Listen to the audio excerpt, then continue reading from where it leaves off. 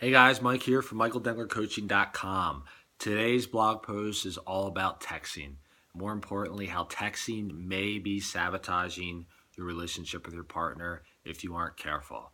So today I want to cover a little bit about texting, the history of texting in relationships, the pros to texting in a relationship, the cons to texting in a relationship, and we'll just wrap it up with how you can mix texting with phone calls to have a healthier relationship. So, text messaging started probably back in the early 2000s when cell phones really became popular to the mainstream, when everybody had a cell phone. Slowly but surely, you would receive a couple texts here and there, and then as the momentum carried, it seemed like that every 5 minutes you were getting a text from one of your friends. And then after a while, slowly but surely, you would forget what your friend sounded like because all they would do was text you. So this is pretty much carried out for the last, uh, 15 years. So what I really want to discuss is texting in relationships. So we could start with couples that are in relationships that have been together for a while, their texting habits. Now, don't get me wrong, texting is fantastic. It is a mean for quick communication to get your point across without having to call somebody. But when you're in a relationship with somebody and it's an intimate relationship, sometimes a text message just doesn't get the job done, and a voice call may be a better option. So often I have couples that come to me with communication issues that a lot of times can be rooted back to the fact that they're just texting too much.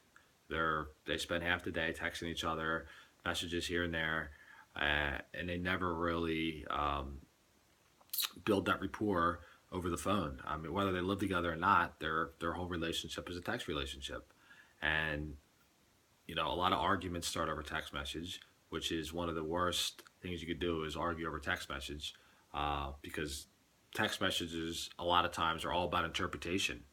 You may be texting somebody one thing and they may read it differently, opposed to if you say something, chances are they're probably going to understand how you mean it, depending on how you say it. So a lot of arguments will start with, one of the partners being angry about something, festering, and instead of addressing this issue with their partner in person or over the phone, they either are lazy or they are scared and they send a text message that starts a huge fight, a huge snowball, and at that point they spend 2 or 3 days digging themselves out of the text, whether they fix it over text or they fix it that night when they go home.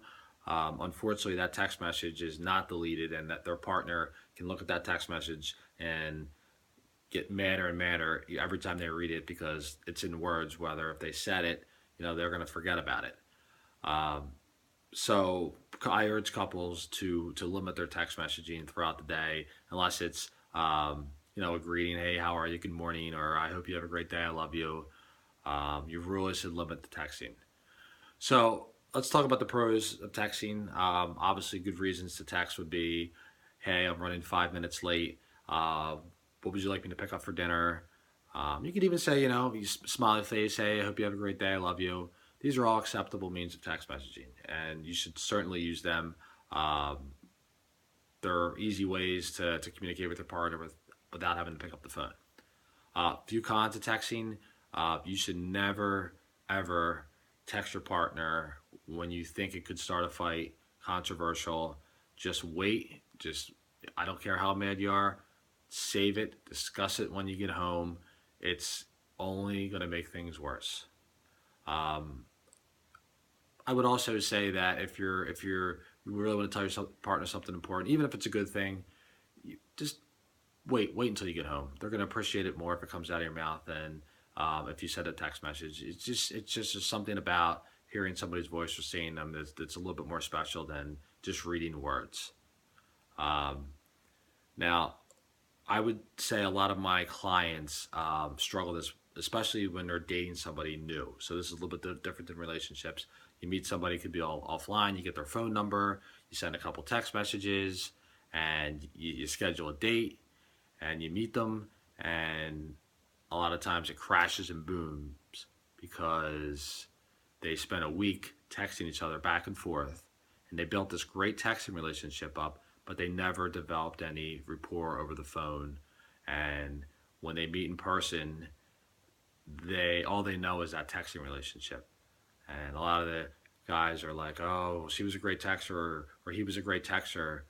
And I don't even know what that means, how somebody could be a great texter, but I hear it all the time. And then there's a huge letdown because they can't deliver when they actually meet. So I would suggest if you meet somebody online, you send a couple texts, jump on the phone with them. 5, 10 minutes, get a sense of what they sound like, their personality. So then when you go out and meet them for drinks, it's not a huge surprise on their personality. So that's all I have for you today. I really hope you enjoyed my tips on texting in the relationship. Check out my free ebook on the 6 human needs. I also have a free ebook on fats, on improving your health by incorporating fat in your diet. So give me a shout out. Let me know how you liked the video. www.michaeldenglercoaching.com. Have a great night, guys.